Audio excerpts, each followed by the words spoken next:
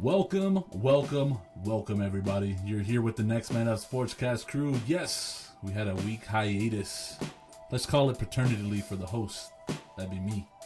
I had a newborn son. I'm very proud of. He is Chooch Jr. We're very happy, my wife and I. We are very tired, my wife and I. And I'm very thankful to have 8 weeks off of work, I'll say that. So, in week 2 here, had to take that first week off in order to get acclimated, build that bond with the boy. But now I'm back with y'all here doing this show as always. So, as it was, I was on leave. I had my son, and you know what? Babies do sleep a lot. So I did get to watch a lot of sports. I'll say that. And in the week that was, since we last talked to you folks, we had quite a few things going on. Some news for you here. Number one that happened on Saturday, big time. Well, it's big time for me because I put a nice hefty wager in on it. Jake Paul knocked out the retired UFC fighter Ben Askren, and let me tell you, very one-sided affair. It ended, just a little bit more. He lasted just a little bit longer than Nate Robinson did in his fight against Jake Paul. Odds were like minus 160, wasn't bad at all. I think I threw $100 on it. Good deal, easy money there. Shout out to Jake Paul for knocking him out. I wanted him to lose, but you look at the two guys, and Jake Paul is built. He's kind of a bigger guy. He was in shape, and this guy Ben Askren, although he was a former UFC fighter, was very small. Looked like he was really out of shape, and it showed. He got knocked out pretty quickly. Something else that happened. Roman Reigns, WrestleMania happened since we last met. Roman Reigns retained his title in a triple threat match between Daniel Bryan and Edge. I personally watched it alongside McPan90 on Twitch. McPan, you got some thoughts on that wrestling event, don't you? Hey, but before Mo talk about WrestleMania. Why is Mo's screen shaking up and down? It's kind of weird. I think I'm super excited. Boing. Because he's all that thinking of Roman Reigns and that match. Nah, man. From a perspective as a fan, aside from it looking at everything from backstage, I guess it's good to see that he won because it helps build him up and like his character and everything, like dominant because he defeated Edge, he defeated Daniel Bryan. Right. Daniel Bryan's always been the underdog. Edge, trying to come back from superstar. Yep, trying to come back from retirement and get that title. It looked like it was. It looks like it was gonna happen, but Roman Reigns coming in. What is his stick right now? He's the what do they call him in the WWE right now? Roman Reigns. The something man. The man. Yeah, something like he's not a Paul Heyman guy or whatever, but they call him something like that. The muscle, or I don't know, something like mafia style. But yeah, I mean, it was what it was. I think Roman Reigns needs that little bit of push. He comes from a family of winners with The Rock and stuff, so he's it was nice to see him win. I would have rather seen Edge win, and it wasn't a super entertaining main event, but it worked. And hopefully this leads to Roman Reigns developing more of a character and striving in the WWE. Something else that happened, Mandy, we had really the series of the year so far in baseball with the Dodgers and the Padres. All three games really came down to about the 8th, 9th, 10th inning, with the Dodgers winning that series 2-1 against the Padres. They took game 1, I think 11-6, but it was a lot closer than that. They had they went into the 9th tied, and then Corey Seager right off the bat hits a first pitch 2-run homer. Dodgers rallied the rest of that inning, got through it. We ended up seeing Jake Cronenworth pitch to David Price, who hit a sac fly to the Padres left fielder, Joe Musgrove, who, of course, threw that no-hitter. So it was kind of an interesting, fun game that night. Game 2 came really down to Mookie Betts' sliding catch to win that game. He doesn't make that catch. It ends up being tied. We'll see what happens there. And then, Game 3, the Dodgers just feels like they were a little bit worn out with that series, the emotion-wise. And then, they took 2 games. They didn't need the third one. Padres felt really good about taking that game, though, with Bauer on the mound. But what did you see in that series? What did you like? What did you not like? I mean, just from the whole series, to say this, that the Dodgers are the most dominant team in the major leagues. Hands down. Pretty good. They proved it against the Padres. Again, this is just the beginning of the year. right? Dodgers get out there. They win their first series against the Padres, 2 of 3. Yeah, of course, games are close here and there, whatever it is. But at the end of the day, Dodgers still took the series and basically changed nothing for me in terms of who is the best team in the major leagues, and that's the Dodgers. I mean, that series just, I think it just proved it, that they're going to go ahead and move forward. They have the best lineup in baseball, the best pitching staff in baseball. It's amazing what they're doing right now. Yeah, the Dodgers are very good. If you didn't know, they're very good.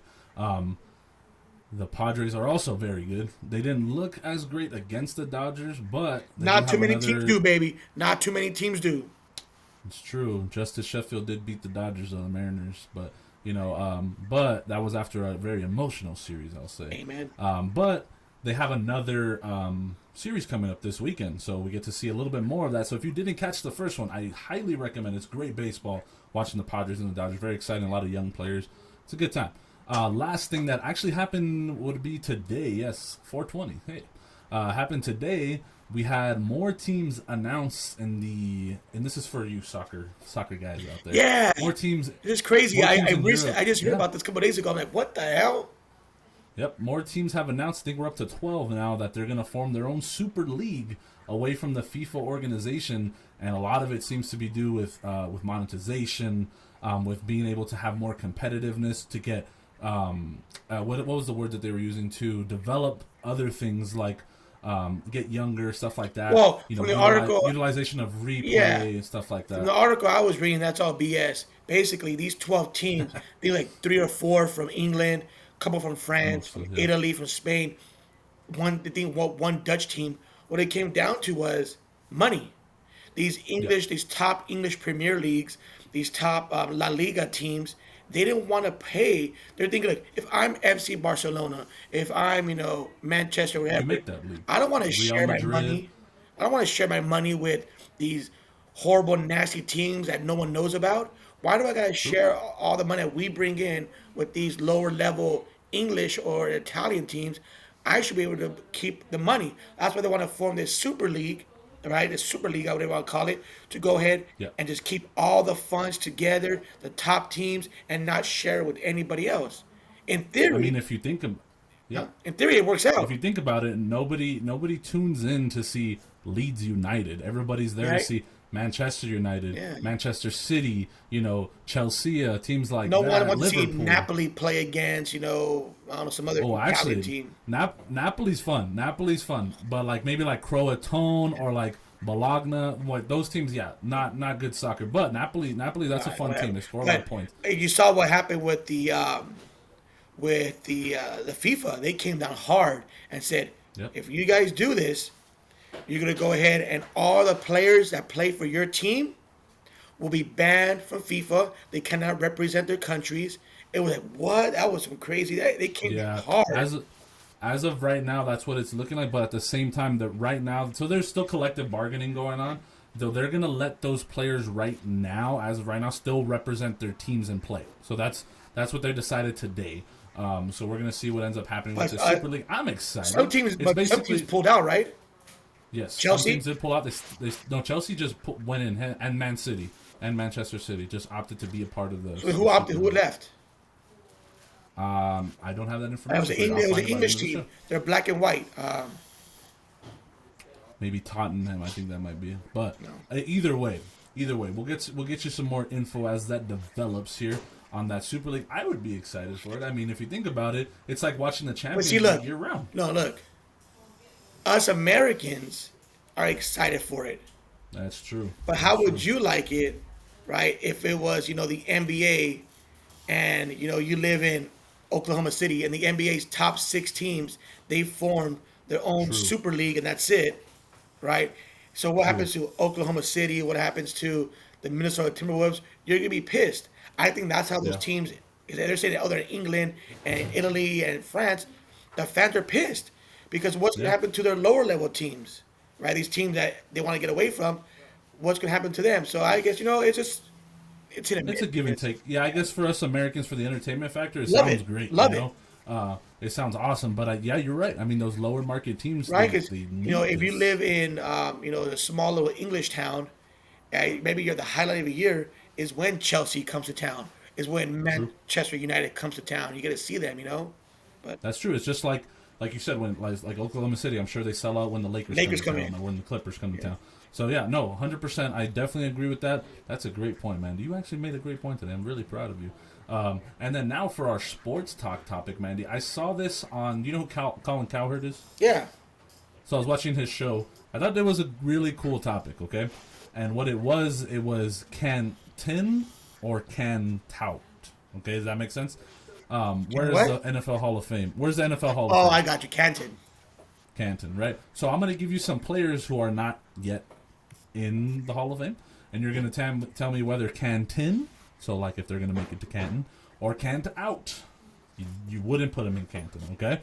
Off the bat, we're going to start off strong here. Probably a very controversial one. Eli Manning.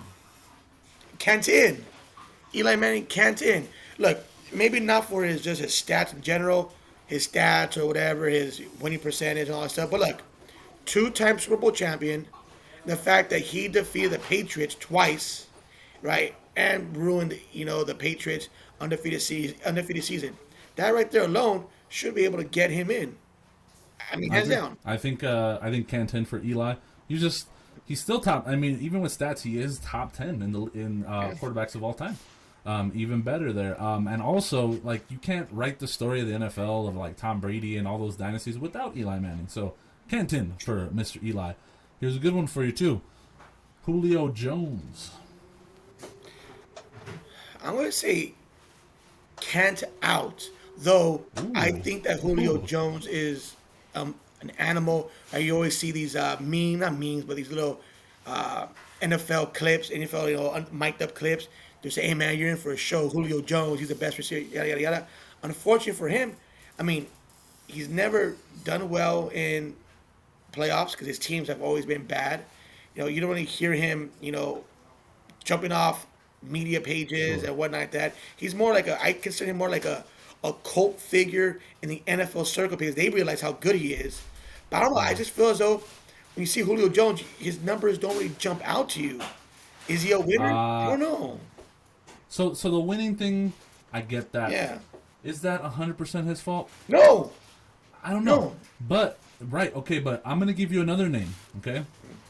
Calvin Johnson Jr. He just got put into the Hall of Fame. Did he ever win? No, but if I'm not mistaken, didn't he get a 2,000-yard season?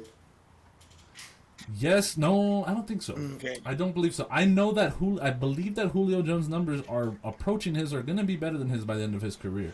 And with that being said, I think you cannot keep Julio Jones out of the Hall of Fame. Yeah. You know what I mean? Like Randy Moss. I think Randy Moss got a Super Bowl with the Patriots later on in his career, but like other than that, Randy Moss wouldn't have got one. You know what I mean? It's one of those things. As a receiver, it's very numbers based, and Julio Jones has all the numbers to back him up. He's got, he's such a freak athlete, and like you said, and you got to think about who votes, right? It's not necessarily the fans that vote. It's going to be, players, coaches, stuff like that. And among those people, they know that Julio Jones is amazing. So I think Julio Jones is a cant in for me. Let's go with his quarterback, Matty Ice, Matt Ryan. No. Easy cant out? Easy cant out because, look, I could understand if Julio Jones goes to the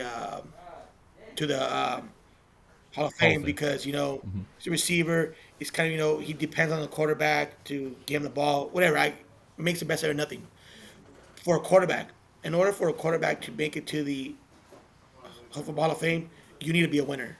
You need to be a winner postseason, season. You need to be the man. Like, you have the ball every single time, right? And now let me ask you this: if he would have beat the Patriots and not choked in that Super Bowl, would we be talking a little bit differently about Matty Ice? I think yes. Okay. I think NFL is a sport where, especially for the quarterback, you need to be a winner. You need to be a winner. Unless you're like Dan Marino, where you lead the NFL in all the stats. Okay, that's different. I understand that, But for Matty Ice, one-time Super Bowl appearance, choked it off. I think his stats needed a Super Bowl championship for sure. I would agree. He's got great stats. He just throws for so many yards every year, led the league in passing. I think he won an MVP. But yeah, I would say Kent out for Matty Ice as of now. I don't really see that change in the future. Next one here. Now this one changes because he has a ring. He's been there, I think, twice. Russell Wilson. Oh, that's a good one. It's a tough one. It's a tough one. Okay, well, he got his ring. His stats every year. He always does enough to get his team to the playoffs. Up and down. Yeah, up and down. Right, he's a good runner. He's an above average runner, above average passer, above average play caller, decision maker. I don't think he's great in anything, but he's really above average in a lot of things. Man, that's a great question. Never won an MVP. Never received a vote either. Nope. Right? Never. Maybe this year he got a vote, but I know this past year that was the big. I don't think he did either. There it is. He started slowing down. He never received a first place vote. Mm-hmm. Man, I'm going to say it right now. I like him. I see him a lot in the NFC West. I'm going to say Kent out. I gotta agree, and I think just because of the one Super Bowl that he did get, even though they dusted off the Broncos pretty good, I think that year he was just so overshadowed by the whole Legion of Boom, Seattle defense, Marshawn Lynch running the ball, and it's kind of tough to really make your case in that position. I love Russell Wilson, but right now I'm going to say Kent out. Jason Witten, the retired Las Vegas Raider. Kent in. Absolutely Kent in. I mean, every big spot. Yeah. I think he was probably the best tight end against the zone. You know what I mean? Just like always finding those open holes in the zone. Also, not just that. Of course, we all know his offensive prowess and in terms of receiving yards and all that stuff. But I mean, the way he blocked, he wasn't a bad blocker either. He was a great blocker. Awesome blocker. Jason Witten, man, for sure, Kent in. I think there's only one tight end better than Jason Witten. That's Tony Gonzalez. But beast. And then so the next one, Mandy, and I'm gonna let you. I'll let you go first because I already know my answer. And it's probably going to agree with you, but I want to hear what you have to say. Jared Goff, Kent in. No, stop it. Derek Carr. Kent out. Okay. Kent out. Again, it goes back to the argument I made about Matty Ice. And this guy, Derek Carr, I don't think has he made playoffs? Yeah, he's made the playoffs. Okay, great. Has he got a playoff win? Not yet. Not yet. No. As of right now, no. David Carr, not even, no. No, Kent out. I'm not going to talk about it because that's such a dumb question. I don't know what you asked. So I agree. Honestly, I think, like, I said as a joke, Jared Goff. I thought you were saying Derek Carr or whatever his name is as a joke also. Jared Goff does not have a better case for the Hall of Fame. Stop it. Why I brought up Derek Carr and why I brought up Matty Ice is for these reasons. I don't think Derek Carr is a Hall of Fame quarterback. If somehow the Raiders can get a Super Bowl win, he deserves to be there.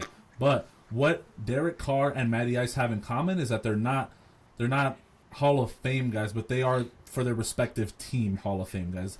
Derek Carr is a Hall of Fame Raider. It's like in the Raider Ring of Fame, and Matt Ryan, same thing in Atlanta. Derek Carr has broken literally every quarterback record in Oakland, Las Vegas. You can't say he's not. So I think he's one of the best Raider quarterbacks, and he deserves to be in like the Raider Ring of Fame.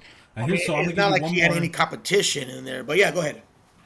Yeah, he didn't have guys that won Super Bowls like Plunkett and stuff like that, right? Yeah, Daryl LaMonica and Rich, Daryl LaMonica, Rich Gannon, Jake Plummer. Rich Gannon, like 6 years old. Okay, continue. Great quarterbacks in Oakland. Stop it. Next, hold on. Let me finish real quick. I want to end with this. For the record, if Matty Ice is the bar, and I'd say 10, okay, and I'd say Jameis Winston is the lowest at 1, okay, so Matty Ice 10, Winston. Derek Carr's better than Matt Ryan, so I don't know why you would even make Derek Carr is a 6. A 6. Derek Carr is better than Matt Ryan. Derek Carr's never had a receiver like Julio Jones. If he did, he would be talking about him much differently. Please. I'll give you a 7. I'll give him a 7. Stop the noise. You know what? There it is. That's the next man up poll question. Who would you want your quarterback? Matty Ice or Derek Carr? Wait, who won the last one between Jared Goff and because you know what? You put a bunch of stupid Raiders fans on there. Yeah, that's what it is. Who won that one? I believe it was Derek Carr. So here's the thing, okay? Here's the thing. If the Rams would have traded for Derek Carr and not Matthew Stafford, you would be all over Derek Carr. So don't even start with me. Don't even start. You're right. Don't even start with me. You're not I know lying. I'm right. Exactly. Okay, So, Mandy, last one here is another active guy. Okay, I'll give you that one. your boy, number 99, Aaron Donald. Do you see him in the Hall of Fame? Can't in. Can't. I mean, why? Again, I don't know what's up with all these dumb questions, bro. Aaron Donald, can't in. Not even close. I mean, he could go in the Hall of Fame for all his stats, for his his story, the way he punches people. He's a Hall of Fame puncher, bro. Hands down, he's in. Just you saw what he allegedly did to that guy's eye, though that guy recanted. I mean, still, my God, wow. So Mike Tyson should be in the Hall of Fame then too, huh? He's a pretty good puncher. Right. Yeah. No. I think by the end of his career, Aaron Donald definitely deserves to be in Canton. Not just. He just has to keep it up. Well, yeah. Well, not if he keeps it up, he won't go just to the Hall of Fame. I mean, again, maybe because I'm a Ram fan, but I'm going to say if he keeps this up, he's going to go down as one of the best defensive linemen in the history of the NFL. Oh yeah, absolutely. If he continues his pace, yeah. But see, the only thing is, I don't worry about Aaron Donald so much because he hasn't been hurt in his career really. But like you look at a guy like J.J. Watt, who was just amazing in his first couple of years, and then really slowed down, petered out a little bit, and we'll see what J.J. ends up doing at the end of his career. But you just don't want that to happen to Aaron Donald because then you raise questions like, does he deserve it? Does he not? But yeah, I mean, if Aaron Donald maintains the pace, he will be the greatest interior lineman to ever play football, and there's just no really disputing that. Mandy, the next segment here. So we did some sports talk. We did some in the week that was some news updates really. Is our betting segment. And Mandy, you would have hit a 16 parlay had you bet on it. But did I put it in? No. Had you bet on it? It was a solid 16 pick. I missed it by I believe 1. So we were pretty neck and neck, and it was that Pelicans Sixers game. I believe the Pelicans screwed me. They ended up winning. You had them with the points, so that was great. But now I got you another one here.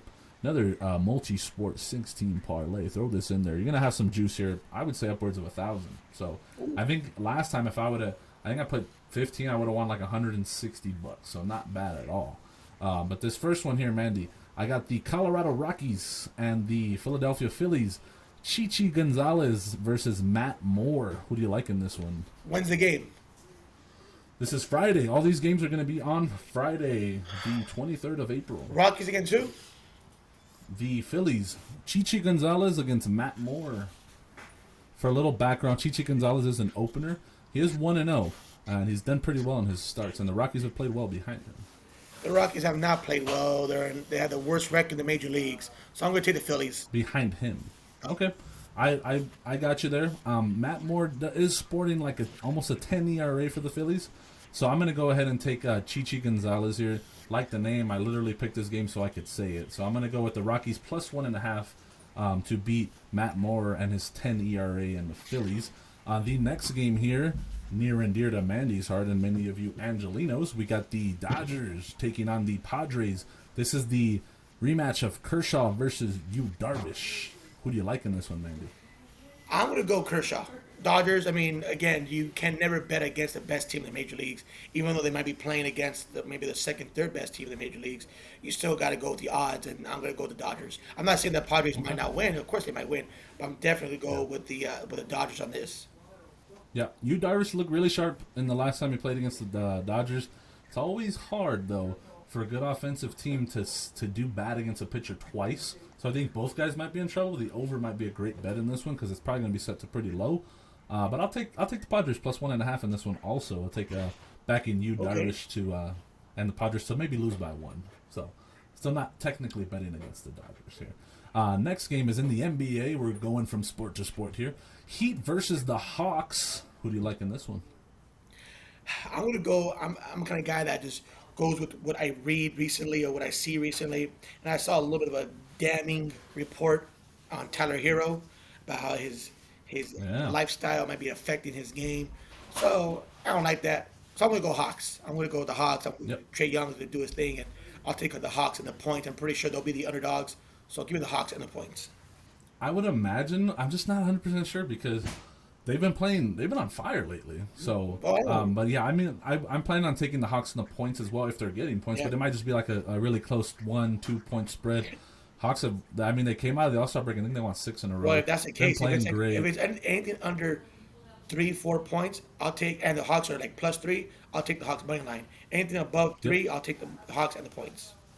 Yep, and that makes sense. I'm going to go with you there. Not a big fan of the Heat team this year. I think they still have yet to really hit their stride. They're going to make the playoffs, and when they do, they'll probably be okay. And then the next game here, I got Clippers-Rockets. The Rockets have been, at times, they've been okay. Most of the year, they've been abysmal. The Clippers really, after the All-Star break, has been clamping people down on defense. Been playing great basketball. I like the Clippers here, minus whatever points you give me. Probably like -10. That's what it's probably going to be around with the Rockets. I'll take the Clippers here. This to me feels like a game that Kawhi and Paul George sit out to rest because that the Rockets aren't anything to write home exactly about. what I'm looking up right now. I'm looking up the Clippers schedule. Okay, so they play today. They're playing right now. Yes. And they're losing, which is Tuesday, and they're going to play Wednesday. So, man, this is gonna be a tough one. Let's say if Kawhi and PG play today and tomorrow, I definitely see this Clippers Rockets game be a rest day for them. And I'll put this bet in right now. I'll take the Rockets on the belief that Money line. Yeah, on the belief that PG and Kawhi are staying out. I think they're still better than the Rockets without those guys. But I'm gonna ride with my pick. I like the Clippers here with the I'll go minus the whatever points.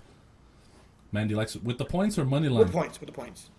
With the points, makes sense. Okay, now we got some NHL action going for you. Mandy went 2 for 2 on these as well. I went 2 for 2 on these as well. So, feeling good. Bruins versus Sabres. Who do you like here? Bruins versus Sabres. Again, how much hockey do I watch? 0. So I watch Bruins and the Sabres. more than that. I'm going to go with the. I think the Bruins are having a great season, right? But last time we talked, Relatively, better, above average for them. Okay, well then I'm with the Bruins. I'm going with the Bruins. Yep. I'm going with the Bruins as well, and not because it's because the Sabres suck, and that's all I'm going to say. Hey, there we go. Yeah.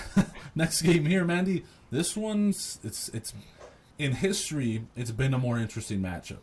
Lately, it's been kind of one-sided. You got the Kings of Los Angeles against the Minnesota Wild. So, the Kings, I know they were. I know they're not doing too well. I think they're like in the middle or bottom of the barrel in terms of the West or in the low bubble area. But they did hit a spurt where they're like winning like 4, 5, 6 games in a row. Yes. Has that continued, or are they kind of fallen off a little bit? They're kind of in the middle. They've beat some good, like they'll beat Vegas and then they'll lose to San Jose. So it's like they're kind of hit and miss. They're either really competitive or they're really not. So well, in that case, let's go with the Kings then and money line, baby. Kings money line. Ooh, that's a spicy pick there. I'm gonna go with the Minnesota Wild money line here. The Wild have been great. They got a lot of young talent, and they've Kings just play been up, baby. really... The Kings play up. You want to be a king? Yeah, be the best. Let's go. That's facts. I like the Wild here though to round it out with that parlay we got. So I got Rockies +1.5, Padres +1.5, Hawks with the points most likely, Clippers minus the points, Bruins and the Wild money line. Mandy has the Phillies money line. He's got the Dodgers money line. He's got Hawks with the points, Rockets with the points, Bruins money line, and Kings +1.5. So make sure you go ahead and post this. Oh no, wait! Mandy said money line. Do you want to change that to +1.5? No, money line, bro. Oh, he's money line in the LA Kings. So and make sure you post this after you post that poll question about Derek Carr and Matty Ice. On Thursday, you post this so I know what I picked, so I can put the bet in. That's an easy dub. Easy dub. So next, Mandy, we typically have a guest here, and this week we're gonna have our first in-studio guest, brought out by my lovely wife, Crystal. Oh my God! So let's bring out the don't be next that, man don't up be that for parent. today's Don't show. do it.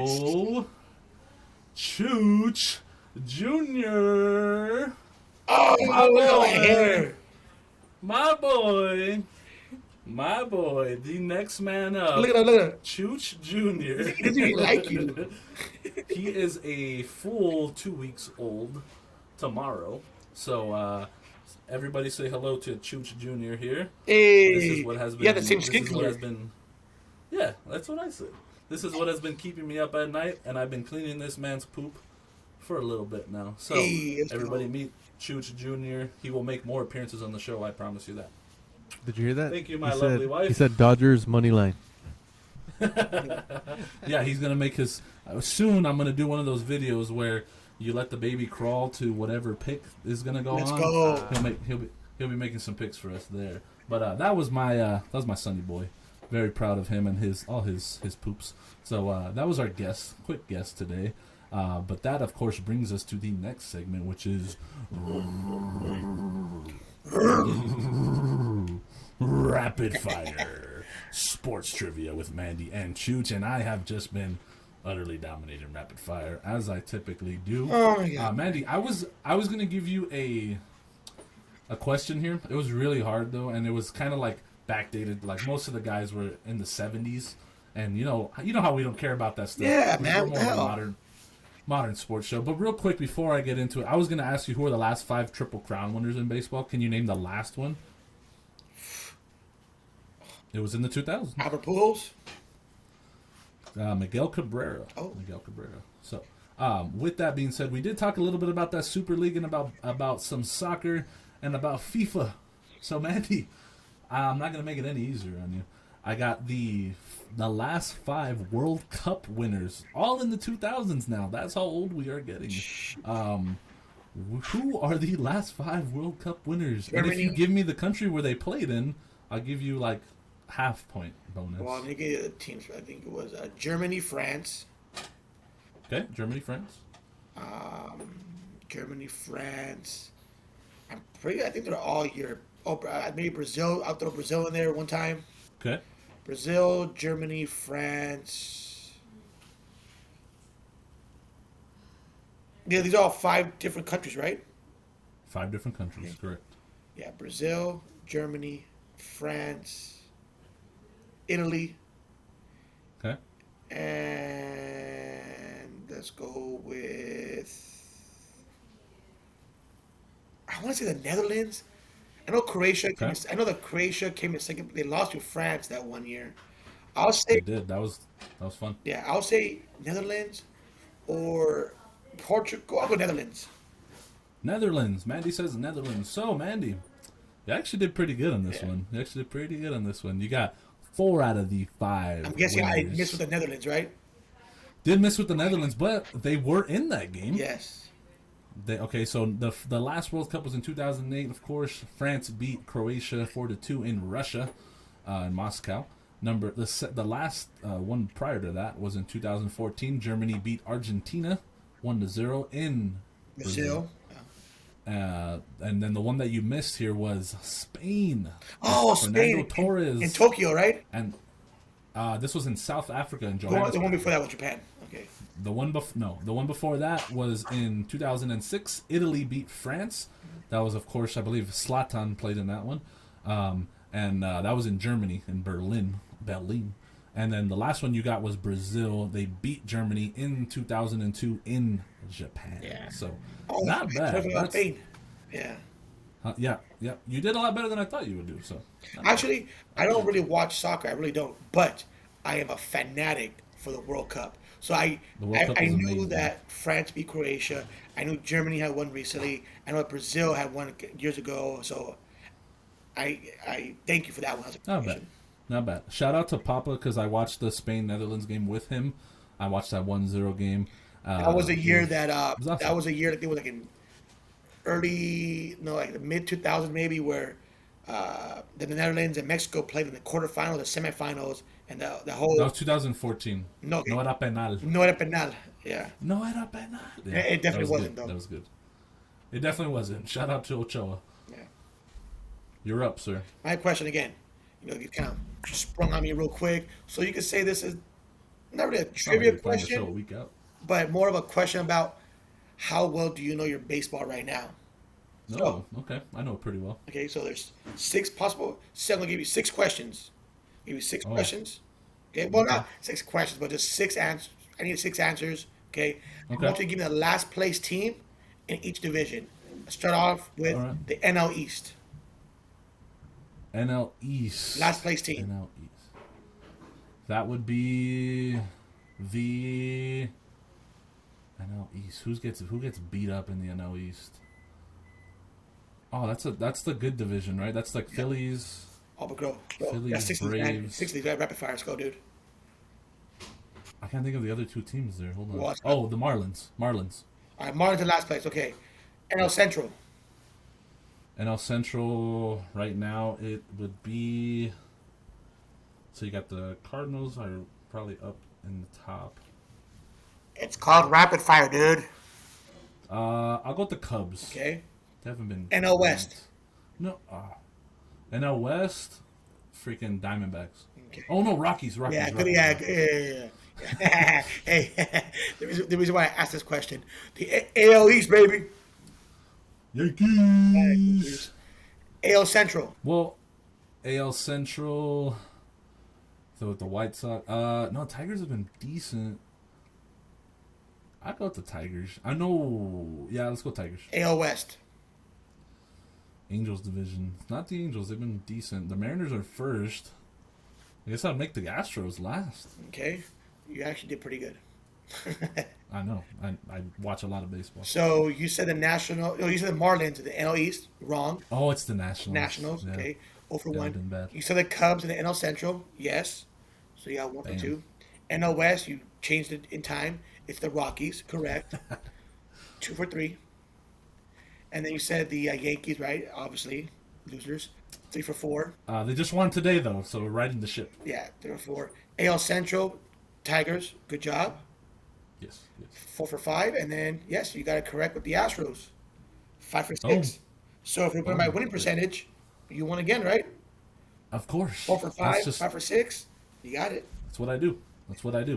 I win rapid fire. That is literally what I do. Yeah. So, I'll give you that. Mandy, the last segment here are takeaways, but we switched it from takeaways to what did you watch this week that maybe not everybody did? Okay, what did you see when Mandy was awake at 3 a.m. because he couldn't sleep or something like that, right? And I'll go first because I'm better. So I've been, like I said, watching a ton of baseball, like a gross amount of baseball. Okay. And yeah, what I've seen is that the league is a little bit tilted in a weird way right now. A lot of great teams have started off very poorly, and a lot of teams that we didn't expect to do well are playing really well. Like the Yankees, for example, just got off a 5-game losing streak and cannot hit the baseball. Like the team who most people probably would have predicted to hit the most home runs in baseball are almost last. They're last in slugging percentage right now. It's a weird time, you know. It's one of those weird things. They thankfully got a win today. One of the RBIs was a pass. Well, not even an RBI. It was a pass ball. Nice. And then the other one got walked in. And then they hit a solo shot, so it was 3-1. That was the end of the game. Pitching has been good though. So it's one of those things where we're waiting to see. But then you got like the Mets, who are, you know, everybody's expecting them to do well, but they're always the other New York team. They're balling right now. They're playing really well. You had the Phillies last year, who almost finished last in their division, first in their division right now, playing extremely good baseball. You got the Angels, who I still don't think they're very good. Are playing good baseball. Yeah, Mandy did say that. But who would have called the Mariners? Sheesh. Yeah, no. Man, look at that. That's my next point. The Mariners are on top of their division. The Blue Jays are playing better than the Royals are on top of their division. The Royals are great. I like the Royals. I've always liked the Royals team. I always told you they got good young talent. They added Hanser Alberto, a couple other guys.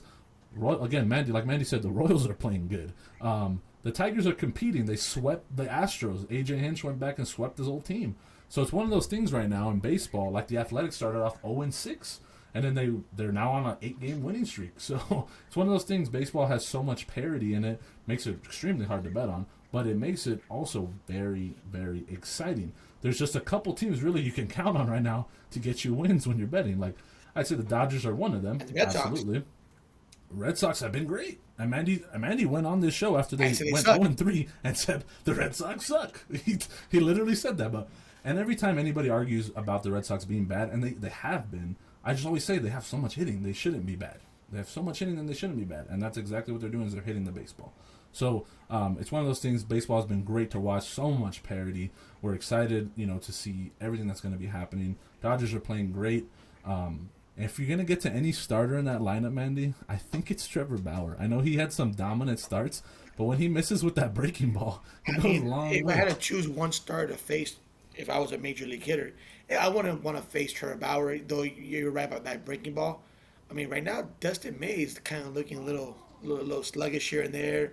Though he has a lot of movement, I mean, yeah, he's a rest guy. The thing with Dustin May is he's not going to hit a spot. His ball's going to move, but he will not hit a low and outside corner. He's not going to hit the high and tight corner. He's going to depend on his speed and his movement to get strikes. But the thing is that one pitch doesn't break, that one two-seamer doesn't move, he's going to linger the plate, and that's when he gets punished. That's a problem. Real quick about the Dodgers before I let Mandy take his spot.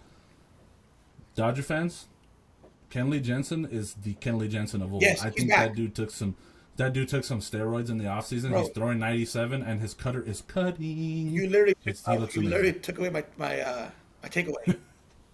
Go for it. The best thing I've seen, the best thing I saw, I want to say it, is I'm on the number one. I do not like Kenley Jensen the past 3 years. 3 years. On record, I've said I do not like Kenley Jensen. And I have not defended him the past 3 years. But this year, yes, you think he blew a save, whatever, once. Doesn't matter. I want Kenley Jensen this year. If he continues to throw, even 97 was amazing. But if he were to throw 94 consistently, I want Kenley Jensen. 95, 96, 97, that's icing a cherry on top. Yes, and his cutter is, again, cutting hard. He looks unhittable. And then today he had a 3-batter outing, and he looked ridiculous. Yes. So Dodger fans, I want Kenley Jensen. That's the best thing I saw. I want him staying here, closer. Yes, sir. Yep, Kenley Jensen looks great. He's back. One last thing before I go. I think the Cy Young race is not going to be DeGrom. I don't think he's even one of the top 2 guys. I think it's between Marcus Stroman and Julio Urias are the 2 guys who I like to maybe win the Cy Young this year. So take that with you. Take this show with you. Download it. Put it in your pocket. Put it in your earphones. Put it in your car play. Let us know. Okay, we are back. We took that 1 week hiatus, but we are back. The Next Man Up Sportscast crew is back. And last thing here for you. This Sunday, April 25th, Sunday. No, it's not Monster Jam. It is the McPan Call of Duty Tournament Round 2. So we had some of our former winners already signed up. So if you're ready to get into that competition mode, if you're ready to get McPan by the McPan, make sure you sign up for this 4v4 Warzone. Or not Warzone, but it's going to be a team deathmatch tournament. Show your true gun skills. And let's see what you got. I'll tell you one thing. I have a child now. I'll probably still whip your asses. But either way, I'm going to be hopefully announcing this one and not participating in it. I'll be podcasting, giving the stats, giving the breakdown. So make sure you tune in on our Twitch and make sure you participate in that tournament. First place gets $40. Can't get any sweeter than that. So we will see you at the tournament on the 25th Sunday. I will see you on our YouTube channel, Twitch, Instagram, Twitter, all that greatness. Have a great week.